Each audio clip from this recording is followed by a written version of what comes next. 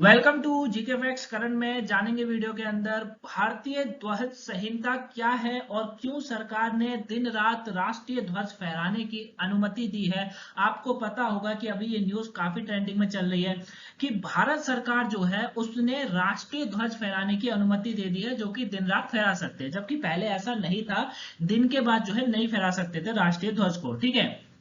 लेकिन अभी सरकार कह रही है कि भारतीय ध्वज जो संहिता है यानी कि जो फ्लैग कोड है उसमें अभी इन्होंने बदलाव कर दिया है और अब दिन रात ध्वज जो है उसको फहराया जा सकता है, यानी कि जो हमारा फ्लैग है, भारतीय फ्लैग है, उसको फहराया जो है जा सकता है। तो ये क्या है पूरा मामला, इसको जानने वाले हैं। वीडियो एंड तक देखिएगा, टॉपिक इंपॉर्टेंट है। टॉपिक के जो है आपसे 1-2 नंबर का क्वेश्चन एग्जाम में पूछा जा सकता है, तो आपको वीडियो को एंड तक जरूर देखना है। पीडीएफ का लिंक डिस्क्रिप्शन बॉक्स में डाउनलोड जरूर कर लीजिएगा। यदि कहीं से कुछ पॉइंट ना समझ आए तो कमेंट बॉक्स में बताएगा। चलिए स्टार्ट करते हैं, जानते हैं इसके बारे में। देखिए सबसे पहले यहाँ पर क्या कहा जा रहा है, मैं आपको एक चीज बताता हूँ कि भारत के राष्ट्रीय ध्वज को अभी दिन और रात में फहराने की अनुमति देने के लिए केंद्र सरकार ने 20 जुलाई 2022 को ही भारतीय ध्वज संहिता में संशोधन किया है, ठीक है।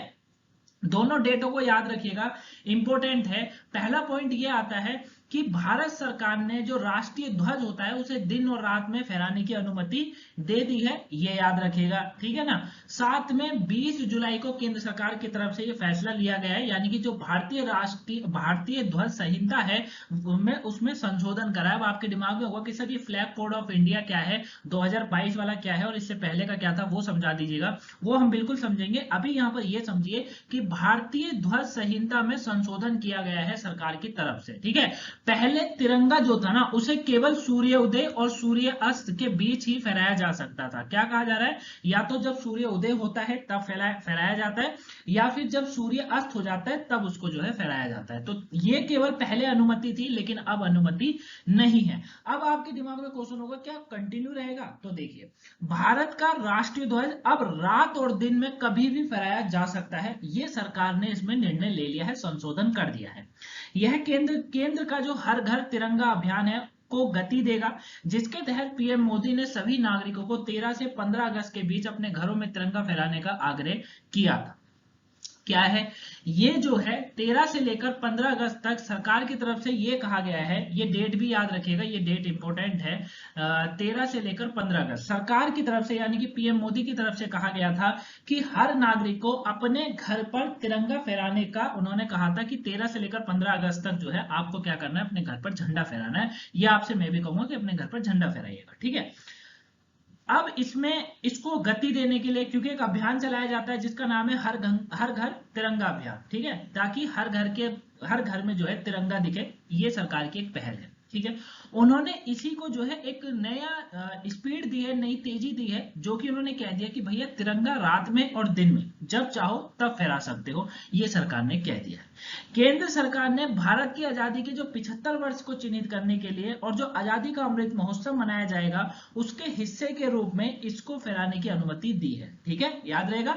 तिरंगा फहराने के लिए सरकार ने लोगों को प्रोत्साहित करने के लिए हर घर तिरंगा अभियान को आगे बढ़ाने के लिए उद्देश्य से ये जो राष्ट्रीय ध्वज है, जो संशोधन है वो किया है भारतीय ध्वज संहिता में, ठीक है। ये आपको याद रखना है, ये पॉइंट इंपॉर्टेंट बनता है। तो यहां पर आपको 2-3 पॉइंटों को याद रखना है। पहला कि भारत के राष्ट्रीय ध्वज को अब दिन रात फहराया जा सकता है, ठीक है। साथ में 20 जुलाई को भारतीय ध्वज संहिता में संशोधन करा गया है, क्योंकि ये क्वेश्चन आगे भी आपसे पूछा जाएगा कि ये बताइए भारतीय ध्वज संहिता में कब संशोधन हुआ था, तो 20 जुलाई 2022 को करा गया था। कौन सी सरकार थी, भाजपा की सरकार थी, ये भी याद रखिएगा।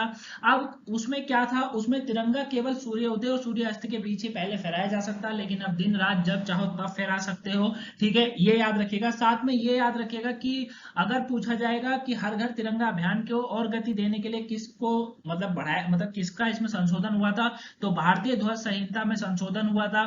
मोदी सरकार की क्या पहल है, मोदी सरकार की पहल ये कि हर नागरिक को 13 से 15 अगस्त के बीच अपने घरों में तिरंगा फहराने का मोदी सरकार ने जो है आग्रह किया है, ये याद रहेगा। अब थोड़ी संहिता के बारे में समझ लेते हैं, ये आखिर में क्या है। तो देखिए भारत का जो संशोधन ध्वज है वो क्या है, पहले और अब की बात करेंगे तो देखिए भारतीय ध्वज संहिता 2002 का भाग 2 के पैरा 2.2 के खंड को संशोधित कर जहां झंडा खुले में प्रदर्शित किया जाता है या फिर जनता के किसी सदस्य के घर में प्रदर्शित किया जाता है, अब इस दिन या रात में कभी भी फहराया जा सकता है। बहुत पॉइंट इंपॉर्टेंट है, एग्जाम में आता है, ध्यान से समझिएगा कि भारतीय ध्वज संहिता संहिता जो है 2002 का, ठीक है, जिसमें भाग 2 आता है, पैरा 2.2 के खंड जो है 9 का जो है उसमें संशोधन करा है सरकार ने, जहां पर पहले ये अनुमति थी 2002 वाले में कि झंडा खुले में प्रदर्शित किया जाता है या फिर जनता का किसी सदस्य के घर पर प्रदर्शित किया जाता है, ठीक है। अब ऐसा नहीं है, अब इसे दिन या रात कभी भी फहराया जा सकता है। प्रावधान में पहले लिखा गया था कि जहां झंडा खुले में प्रदर्शित किया जाता है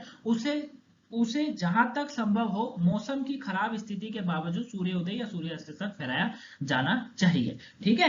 प्रावधान में पहले लिखा हुआ था कि मौसम की खराबी की वजह से ऐसा हुआ था कि सूर्य उदय या सूर्यास्त तक ही फहराया जाना चाहिए, ये पहले वाला था, लेकिन अब इन्होंने चेंज कर दिया, ठीक है, याद रहेगा। तो फ्लैग कोड ऑफ इंडिया 2022 में अब सरकार ने ये बोल दिया कि केंद्र ने यानी कि ये बोल दिया कि भारत का राष्ट्रीय ध्वज को दिन और रात के दौरान खुले में, घरों में और इमारतों को प्रदर्शित करने की अनुमति देने के लिए भारतीय ध्वज संहिता में इन्होंने संहिता जो है उसमें इन्होंने संशोधन किया है, यानी कि पहले वाले से अब वाला बिल्कुल चेंज है, थोड़ा बहुत चेंज इन्होंने कर दिया, ठीक है।